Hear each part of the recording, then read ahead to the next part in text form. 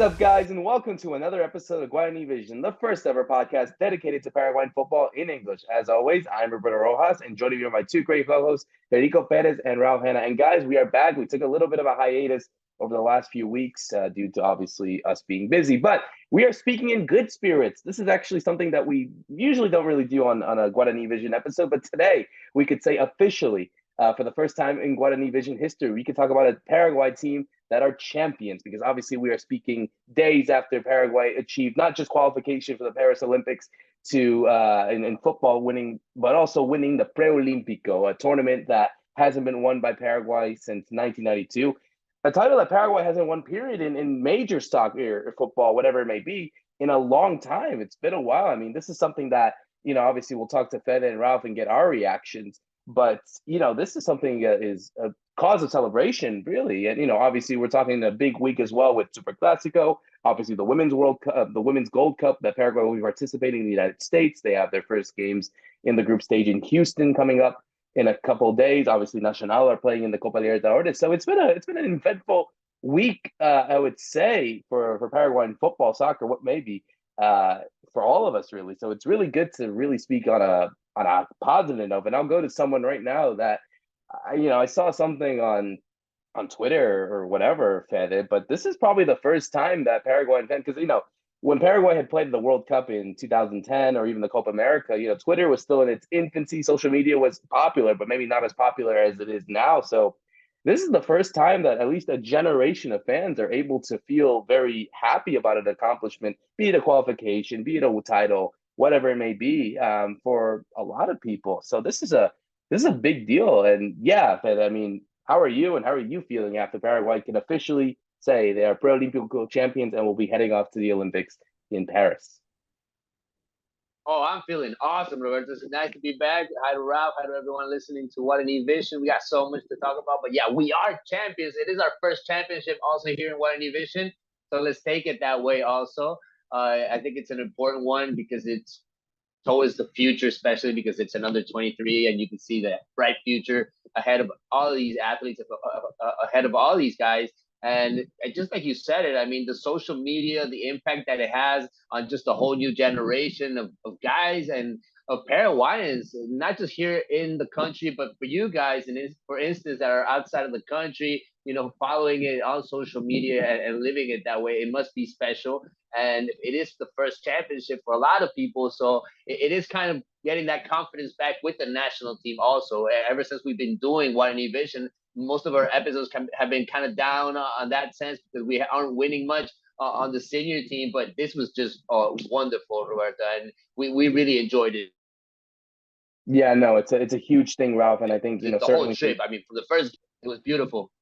It really was. I think it was a fantastic achievement. I think this was a tournament, Ralph, that a lot of people felt like they were building confidence. I mean, again, this was a tournament that for a team, if you're not Argentina, Brazil, or even Uruguay, you're going to have difficulty playing in it. But Paraguay, they went through it, and we'll talk about them in a second in our first segment. But obviously, like I'd mentioned in the intro, it's a big week for Paraguayan football as a whole. Obviously, the Libertadores with Nacional qualifying on the year that they advanced to the final back in 2014, where they finished runners-up, losing to San Lorenzo.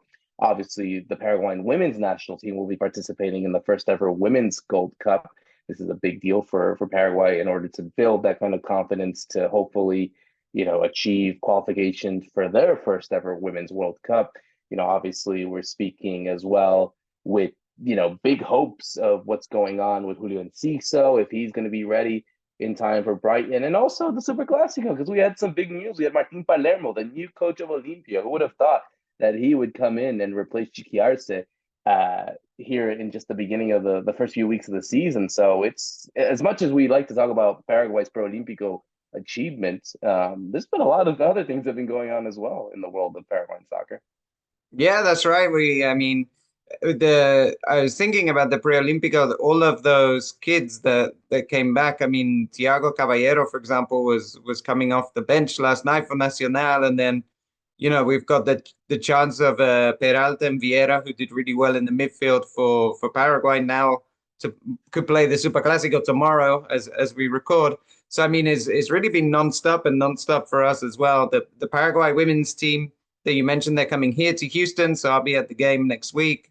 They're in Panama right now. They're playing tonight, and if you remember, Panama is a team that just got to the World Cup ahead of them in the intercontinental playoffs. So this is maybe some kind of revenge friendly before they get into the real stuff here in the Gold Cup. So that's a lot of activity going on.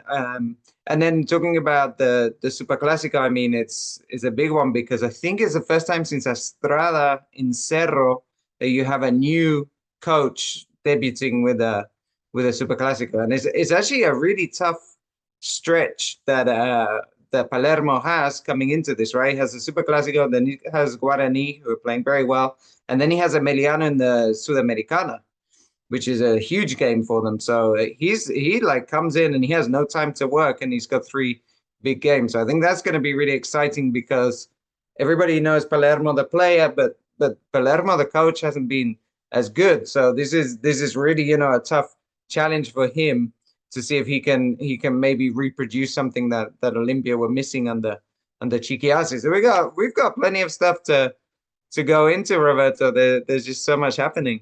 Absolutely. But first, let's go into what really has made the news and it kind of united the nation, because obviously Superclásicos divide nations in this case. But we'll talk about something that united the nation, and that's obviously Paraguay winning the CONMEBOL Pre-Olympic Tournament. As we had mentioned, the last time that we actually spoke about this, guys, it was during the group stage. They were in pole position to qualify to the final stage where they're going to meet Brazil, Venezuela, and obviously Argentina that they faced in the first ever game. If you remember, they conceded their first goal of the tournament due to a last-minute goal. We'll talk about why that's so significant, because obviously in the final game that Paraguay played in the group stage, they lost to Chile 2-1, which meant that they finished in second. And that meant Paraguay had to face Brazil first. It was the first game of the 3 matches with them, Argentina and Venezuela. Obviously, this was a huge game that I think a lot of people were hoping that Paraguay were going to get embarrassed because Brazil had come on a really good high. Obviously, Endrick was kind of the main star there, and boy, did he get the highlights get taken away from him from a Libertad reserve goalkeeper in Angel Gonzalez, because obviously Endrick had a penalty to take, and Angel Gonzalez goes and saves it. And of course, that meant that Paraguay were able to get the 3 points because Fede Perez, as Ralph had just mentioned, scored the winning goal in the 45th minute. And then that obviously opened up a huge opportunity to play Argentina, where they could win and qualify for the Olympics early on with 1 game to spare. And they were in a good position, actually. But it was a game that went through everything.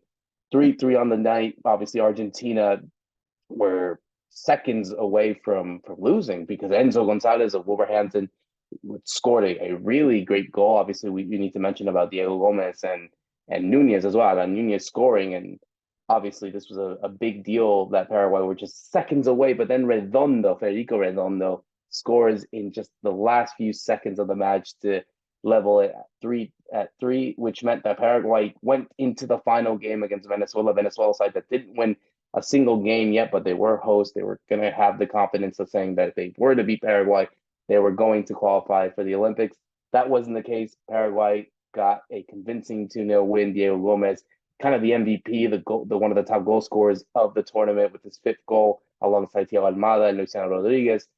He scores his penalty, and then Marcelo Perez was able to score the deciding winning goal to give Paraguay their first title in a CONCACAF pre-Olympic tournament since '92, ironically the first one that they hosted, and also qualification to the Paris Olympics with Argentina, the first time that they did it since 20 years ago in Athens under the same managers they have in Carlos Jara Salier. I mean, Fede, I'll go to you on this one because I just mentioned a lot of what just happened over the last few weeks, and it was a lot. It's something that a lot of Paraguayans really tuned in. They, like you had mentioned, this is a generation of players that now can hopefully do something, at not just in their careers at club level, but also for the national team. I think this is something that Daniel Ganero, was very happy to see that now he has options. And, I could go on and look at some of the players that, obviously impressed in this tournament, like Diego Gomez as the captain. I think he's been one of the best players in this tournament, and, many others that have obviously impressed, like Enzo Gonzalez, Ivan Leguizamon, Fabricio Peralta, and many others that I haven't mentioned as of yet. Gilberto Flores in the back line. I mean, it's a side that obviously has a lot of hope, and yeah, I mean, this is something that will inspire this generation come for the Copa America to see who comes in, but also the Olympics. I mean, I just want your thoughts on just everything that has transpired over the last few weeks, and yeah, to see Paraguay achieve this major title. I think we just witnessed a very special moment for the national team. I mean, these whole weeks, the whole preparation for this tournament was indeed a complication. It was hard because they had to get that staff ready. Probably just a couple of months before the tournament, Cheloto was the one that was supposed to be on that bench to start off. But ever since things changed in the senior national team, they had to look for a new manager. Thankfully, they went after who they did, and I'm very happy about that choice. And then he picked the right players also. I mean, you just mentioned a whole bunch of players. Everybody contributed, Roberto. Everybody chipped in almost every game. And I think that was the big thing about this team. It was a team effort. And particularly, that's the thing that I was most proud about watching this team. Watching these guys play, that they were playing together and the team came together in the hardest moments, in those tough moments in the matches where it got really hard. I mean, that first test, I believe it was against Uruguay. That's the one I enjoyed the most because that's where they showed their character. That's where it got really complicated. They were 2 down. It was almost 3-0. And then you could see that we had a very strong goalkeeper that was going to stand out in these kind of matches. He did it against Uruguay. He did it against Argentina. He did it against Endrick, who was the big star in this tournament, the Real Madrid superstar. We got our goalkeeper. We got a penalty away from him. So everybody chipped in, and we should be really proud about what we just saw. And going back to the DNA, which is something that I wanted, guys. And I think we got that because we chose the right manager for it. Somebody that had clear thoughts about it. And, I would love to stand out the whole staff, not just Jara Zaguier, but, just the way they managed to bring in young people like Cáceres, Diego Barreto, Uglesic, who was the last one to get to work with them. Also, I think everything just came together. And from the first game to the last one, the team just played better and better. That Venezuela game, the last match, where, to be honest with you guys, the atmosphere in the country after what happened with Argentina, the last goal, the last second goal, it came right at the end, and a lot of people were thinking, oh, against Venezuela again. We went through this a couple of years to qualify to the World Cup. It's going to happen again. These guys are not going to show up. That's what everybody was in disbelief, to be honest with you guys. The confidence level was really low before the tournament, during the tournament. But when they won the game and the way they did it against Venezuela, the home team in front of the home crowd, I mean, that makes it even more special. That's why when they came to the country, it was a parade from the airport to pretty much their houses. So it was beautiful to see. It wasn't a Super Bowl parade, but we had our parade this weekend here in Paraguay, Roberto. Ralph, I would love to hear what you guys and how you lived it also. Yeah, I think you summed up really well at first, that kind of almost disbelief and the lack of confidence. Because if you remember, the last friendly before this all started was the 4-1 defeat to Uruguay, in which the goalkeeper, Angel Gonzalez, actually played really badly. And so it was kind of going into this tournament thinking, I'm not sure where the stars are. Okay, we have Enzo Gonzalez and Diego Gomez, right? But where else are we going to form a team? And then we see early on Enzo Gonzalez is being used on the bench. So it's like, okay, this is a lot of pressure on Diego Gomez for first. And then everybody else has to somehow raise their level. And it's exactly what we saw throughout the tournament. The players kept getting better and better. I thought the defender Ronaldo de Jesus was like much better than I've seen him when he plays for Cerro. Obviously, it's a bit different because this is now a tournament where it's under 23s. He's playing senior football. But I think that was important too, that so many of these players have got a lot of experience in senior football. You have Fernando Cardoso, who's been to Europe and come back and plays Copa Libertadores. You have the Peralta Vieira, who basically played a lot of football together with Cerro in terms of senior football. Even people on the bench that you could bring on, like Marco Gomez, who has great experience with Olimpia. So I felt there were a lot of players with a lot of experience Many of them have played abroad. And really importantly, maybe something we didn't touch on enough before, a lot of them have won together because they played in the tournament in Asunción, the South American Championships, which Paraguay also won, being the hosts. That was a much easier tournament, let's say, because I think some of the other teams weren't bringing their best players. Paraguay were at home, but quite a few of them were involved in that tournament. So I think that winning mentality, they created some of that together.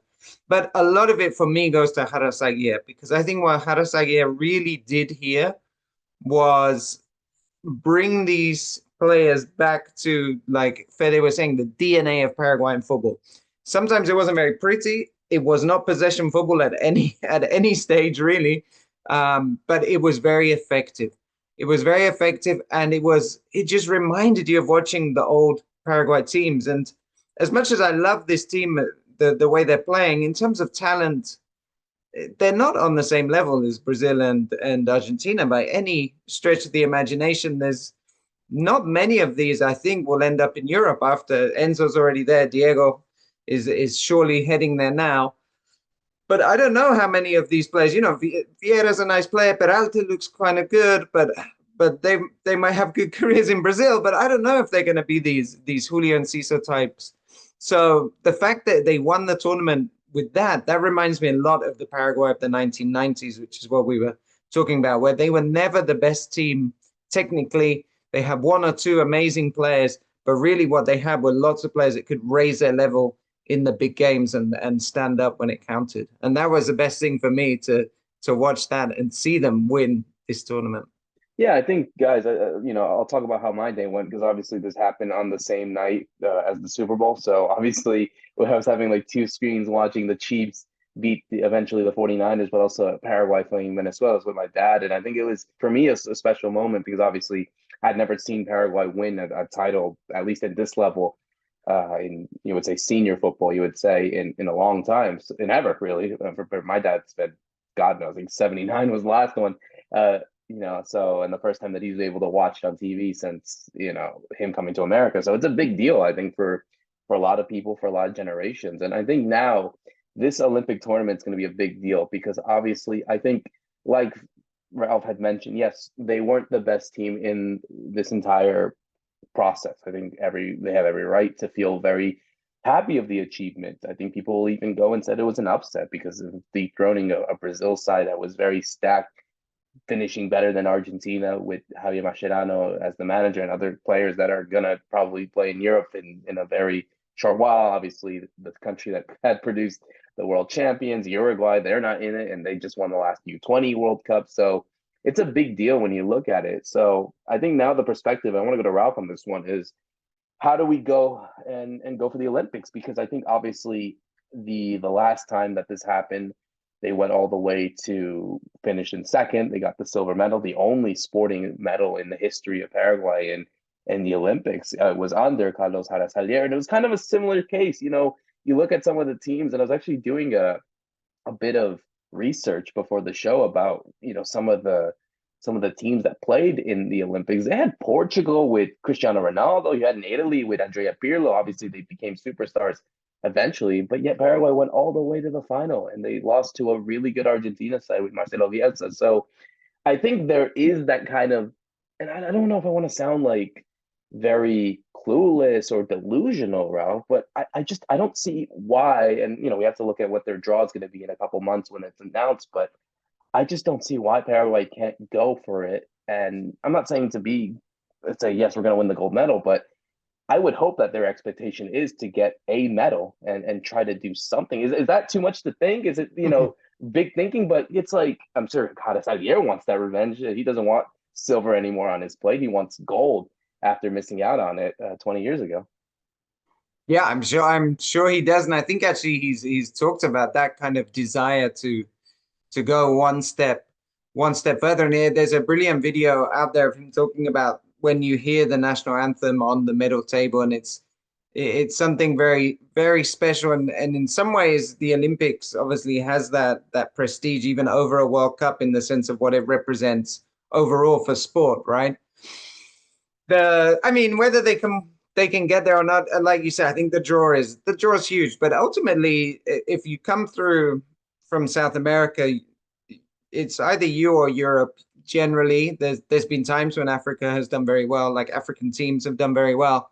But ultimately, you feel if you're the European or the South American qualifiers, you feel like you've got a good chance of getting in there because you've actually done the hard part. If you've knocked out Brazil and Uruguay in the lead up to this, you've beaten some really good teams on the way.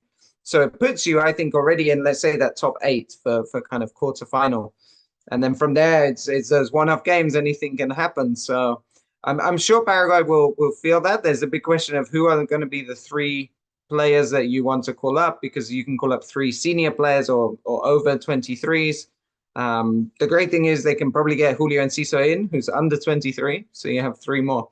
I think last time, I can't remember the 3rd player, but they had Gamarra, they had Pepe Cardoso. So they had, at the time, the all-time top scorer, and they had the player with the most caps in defense. So, I mean, they were really stacked last time in terms of who they chose, and hopefully Paraguay get free reign. I'm sure there might be a little bit of conflict with Garnero over, does he want to give up, for example, Almiron? Would it be Gustavo Gomez, the captain? Who do they want to bring in? But hopefully they can get that. And if it was for me personally, if I got to make the decision, I'd be going all in for Olympics over the Copa America.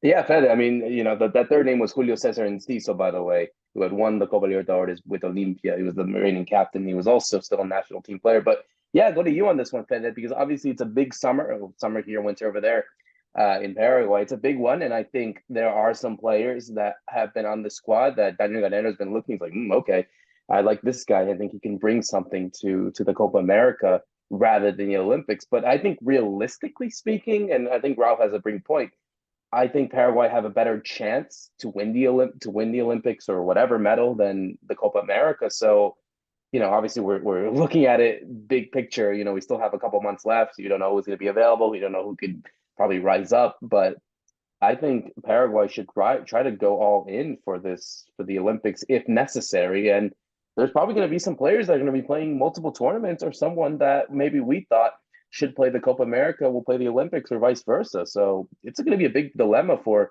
Garnero and Jara Salier this summer. Yeah, I'm happy about the competition itself that the athletes and the players are going to have. I mean, just talking about the kind of friendlies they're going to have, building the road to Paris. They're going to have really good friendlies. They're probably going to go all around Europe. There's talks that they might even go to the U.S. and play a couple of friendlies. We'll see how that works out in the next couple of weeks. Obviously, they just put the trophy in their hands. Now starts the discussions. Now Garnero probably will sit down, the senior coach, with Jara Salier and try to design or pick the right players for each tournament that they're going to go through, Copa America or the Olympics. So yeah, it's going to be an issue at a certain point to see which players are going to go to each tournament. But I mean, the squad is there, guys. I mean, you can't take pretty much any player from this team away. Try to get that gold medal. Obviously, the coach wants it. I've heard him say several times, and I think the mentality was also there with the players. They wanted to play 7 games no matter what in this Pre-Olympico, and they got just that, right? And going back a little to what Ralph was saying about, the possession football, because it is a big discussion here in Paraguay.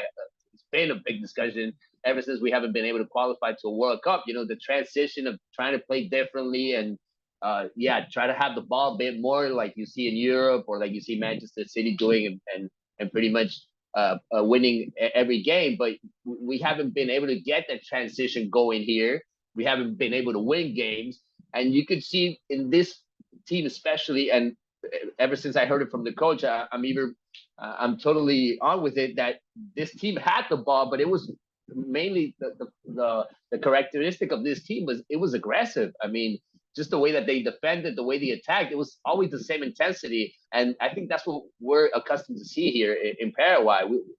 Every player going after the ball like it was the last ball of the game. And I think that was the big takeaway from this team, that they wouldn't let any ball away from, or they wouldn't give any ball away. And all the players were like that. They looked for aggressive players for these kind of tournaments. And that was my big question probably heading into this tournament. Is this team physically going to handle every game? Are they going to be able to play through the whole tournament? And they did. I mean, nobody pretty much got injured. Nobody got tired. So they picked the right players. And I think that's going to be a very important part also to decide or get the team ready for Paris, Roberto. And I'm ready for that gold medal. I want that gold medal, Roberto. I'm ready to see Carlos Harasaguer crying there with that gold medal. He deserves it. And I wouldn't see that happy ending in a way.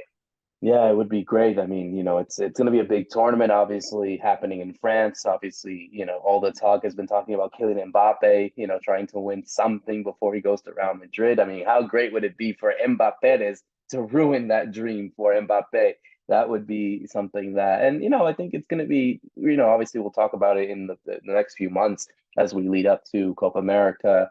Obviously, we also have to mention there was a friendly that was announced the other day. Paraguay will be taking on Russia in the first game of the year for the March friendly. So that's also a test, I would say, for a lot of these players. We'll see if even some of those U23 players will make it to Garnero's squad. So yeah, it's going to be just to close it off here, guys, on final thoughts before we go to Superclasico. I think it's going to be a good problem to have, that you have, this list of 23 players alongside the players that have been going through the national team, in senior games, because it's a big year. You already have the Pre-Olympico done, so now you have these friendlies, the Copa America, the Olympics, and then the qualifiers. So there's going to be a lot of players out there that are going to be at their disposal. But ultimately, Ralph, I mean, I think there are some players out there, and even excluding Diego Gomez, who's always been a player that's ultimately now, I would say, a starter for Garnero and Harasaguer.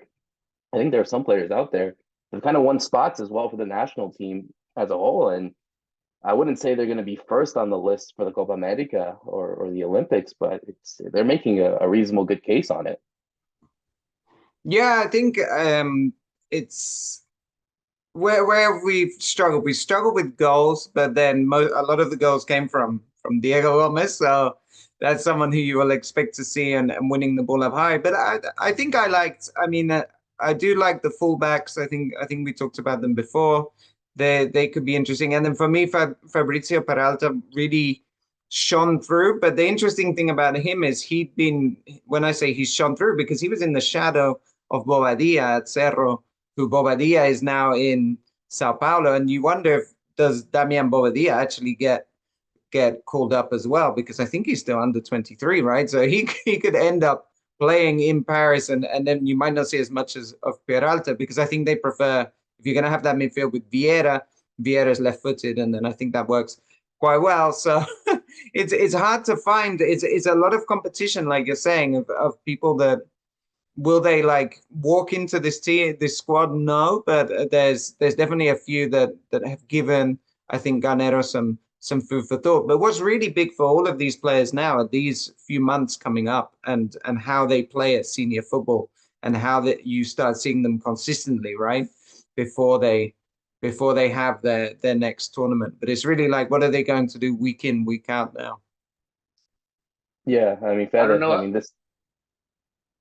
Yeah, I don't know how you guys felt about it during the tournament, but I felt like Diego Gomez got to a whole new level just because he got he was able to be captain, and that was a big responsibility. That was something that he hadn't gone through yet in his career, giving the prep talk before the games, being the leader in the pitch, but also in the locker room. And I think that was huge on Diego Gomez. I think that was one of the reasons why he was the MVP of the tournament, also because the coach gave him that responsibility and he responded to that. And we've seen very little of him yet in the senior national team. So I think he's a player that's already there. But then you have Angel Gonzalez, who I think needs to be a substitute already as a backup goalkeeper. We have to get somebody young, ready for the future. And I think he's that bright future goalkeeper. Obviously, take any of the defense, anybody, Flores or Jesus, I think is more prepared right now to take on that challenge, to try to get a couple of minutes in the Copa America.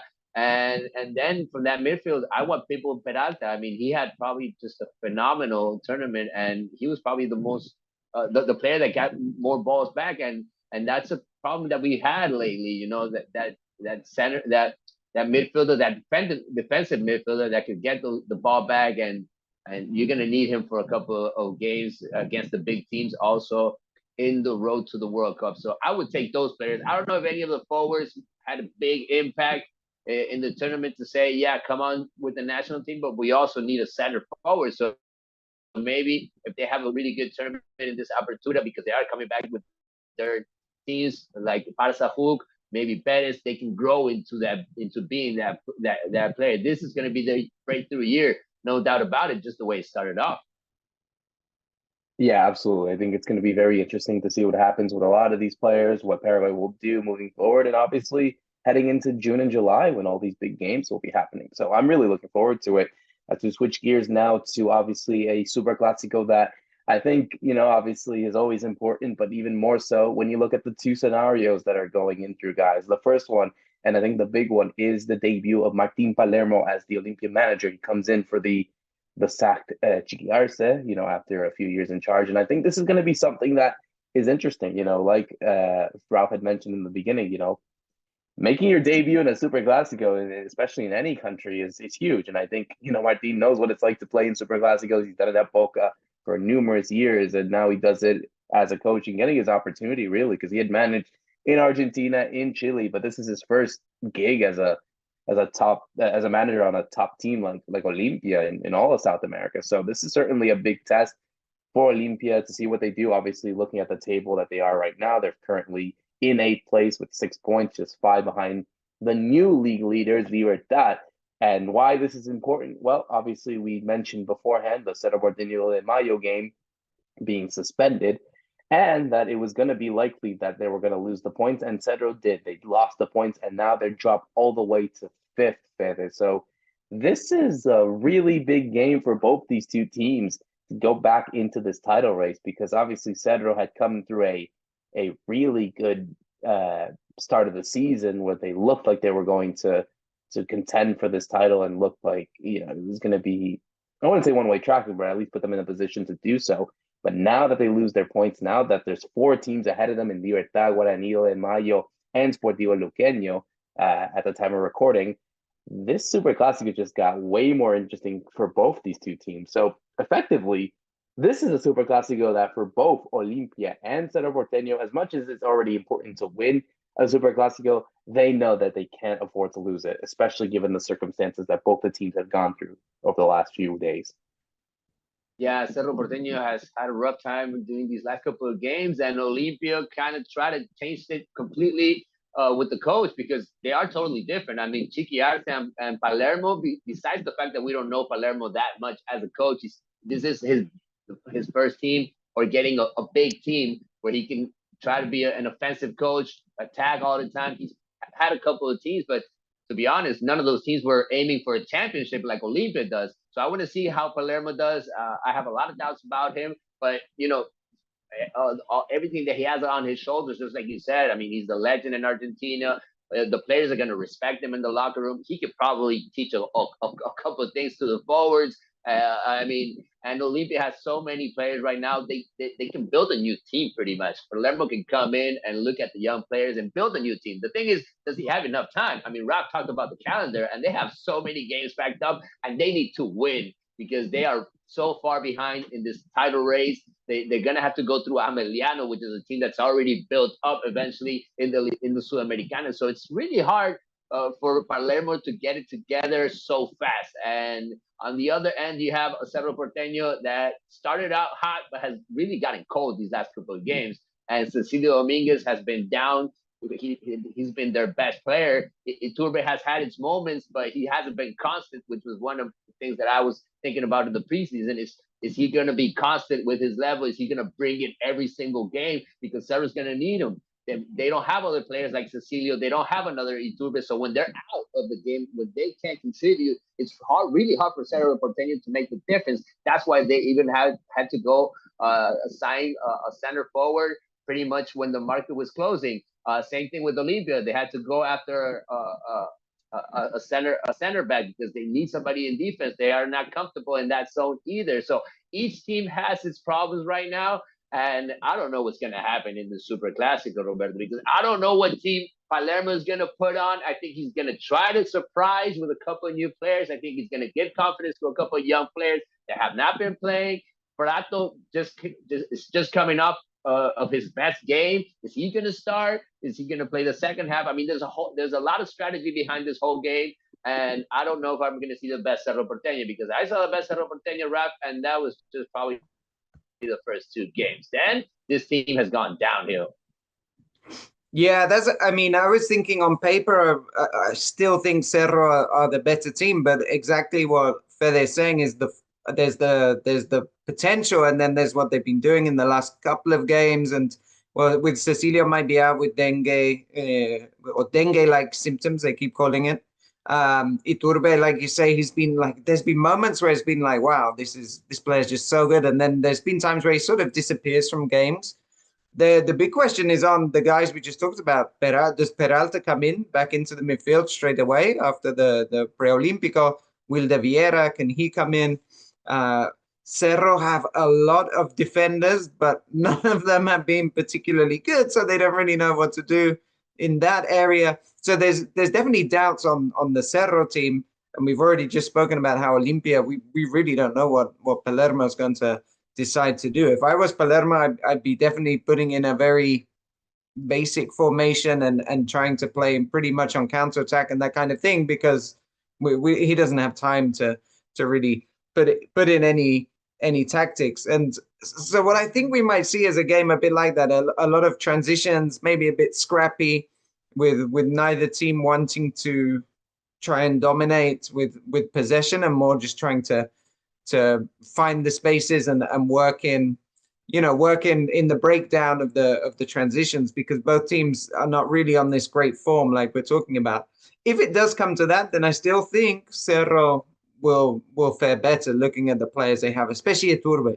I mean, maybe now I'm remembering too much, but Iturbe in Clásicos when he was much younger was amazing. He was ripping apart people like Julio César Cáceres, who at the time was still coming off World Cups and great players. So if he raises his level, which we know he can for the big game, then I think he could really be the difference maker tomorrow. Yeah, I mean, this is a huge game to really predict, guys, and I'm going to put you guys on the spot as we always do here on Guarani Vision. Fede, I'll go to you on this one.